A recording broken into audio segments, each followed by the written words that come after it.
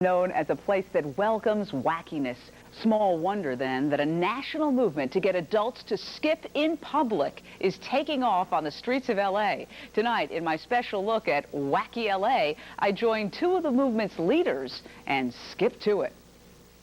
Skippity-doo-dah, skippity-yay, my, oh my, what a wonderful day. It's enough to make your heart skip.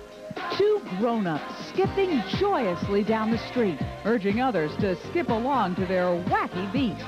We are skipping activists and believe that the world will be a much happier place if skipping becomes an acceptable thing to do. 30-year-old Kim Corbin is a San Francisco publicist and America's head skipper. Skip on! The founder and leader of a new national skipping movement. It started when I skipped for the first time as an adult 2 years ago, and I said, why the heck did we stop doing this? It's fun, it makes you feel good, it raises your heart rate and your spirit, and it's just a really great thing. Makes me feel wonderful. 21-year-old Los Angeles singer/actor/dancer Anthony Bradford didn't skip a beat. He volunteered to bring skipping to the Southland.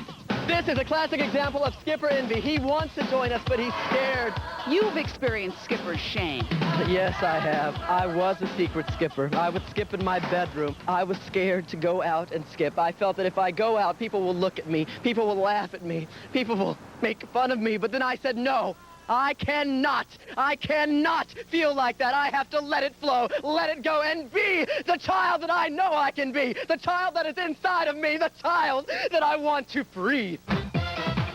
And so Anthony and Kim, from Melrose to Rodeo, spur on new skippers, be they stationary, in suits, or extremely sophisticated skippers like high schooler Hillary Henderson. Just makes me feel free. You have incredible loft when you skip. Would you like to try it? Whoa! Ah, that felt good. It did. If you want to get involved in this national skipping movement, skip on over to your computer right now and log on to iskip.com.